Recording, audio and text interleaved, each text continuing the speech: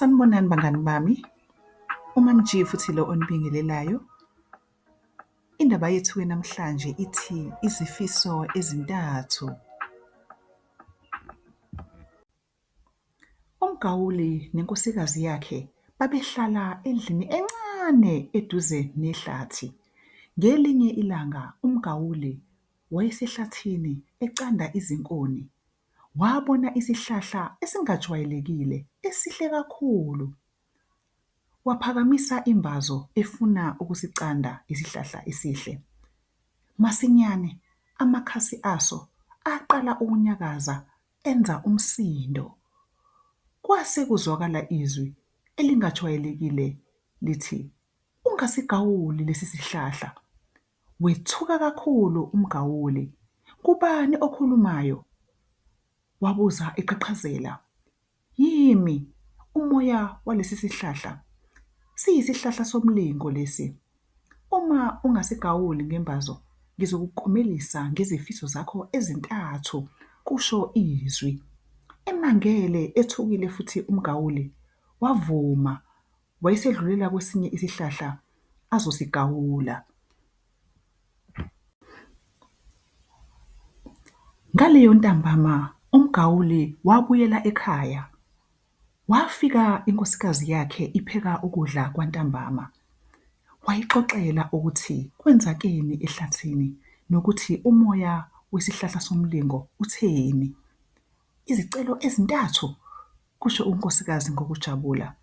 "Sizocelani kodwa? Izinhlamvu zegolide? Mhlawumbe indlu entsha noma izingubo ezinhle? Myeni wami, kumele sicabange ngokucophelela ngalokhu. Kumele singaphuthumi futhi singabi nomona. Kubalulekile ukuthi sisebenzise lezi zicelo zethu ezintathu ngokuhlakanipha."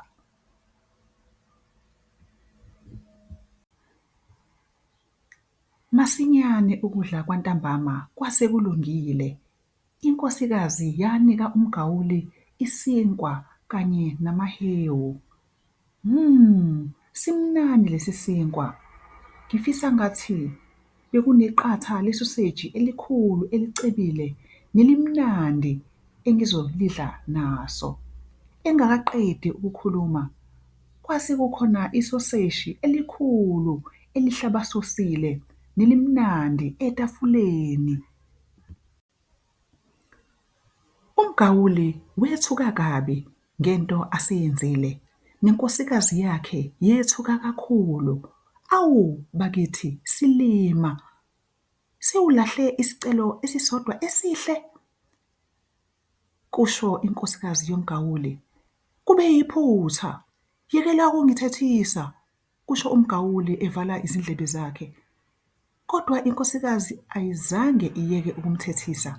Yaphindelela ithetha isho ukuthi uselahle icebo ngesoseji elikhulu elicebile. Kube kunezinto eziningi kangaka abebezidinga ngempela. Yaqhubeka ikhononda ibalisa kwaze kwaba uMgawuli akasakwazi ukubekezela. "Kwanele nkosikazi, thula. Ngicela leli soseji elikhulu elicebile linamathele ebusweni lobu bakho obukhulu obucebile," kumemeza uMgawuli.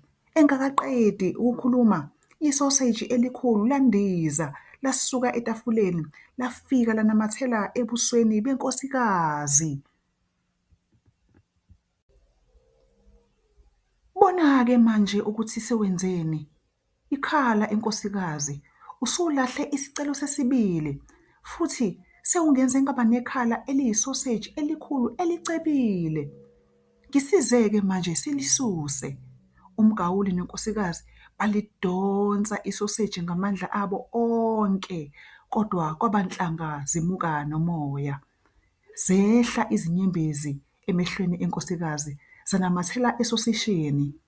"Angikwazi ukuhamba nginje. Akekho umuntu okufanele angibone nginje. Ngizokwenzenjani?" isho ikhala inkosikazi.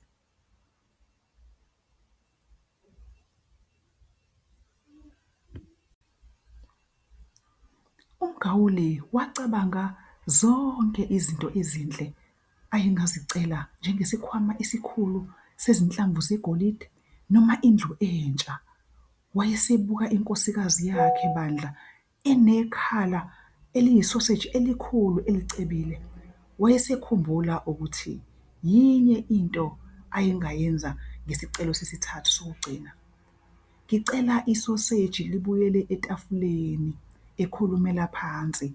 Engakaqedi ukukhuluma, isoseji elikhulu elicebile landiza lasuka ekhaleni lenkosikazi lahamba emoyeni layohlala kahle etafuleni.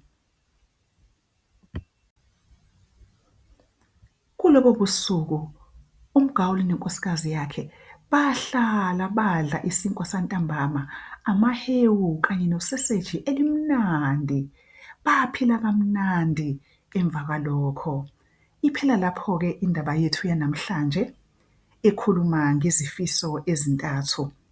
Ngiyathemba-ke ukuthi niyithokozele bangani bami indaba yesoseji nezifiso ezintathu. Nangokuzayo-ke futhi nisondele nizithamele izindaba ngoMam G. Isifundo-ke sale ndaba sithi kumele umuntu aqaphele uma ecela into ukuze angazisoli ngesicelo sakhe uma sesifezeka.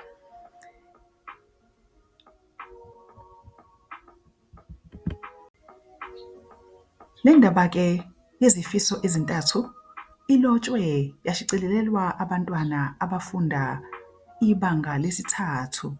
Nisale kahle.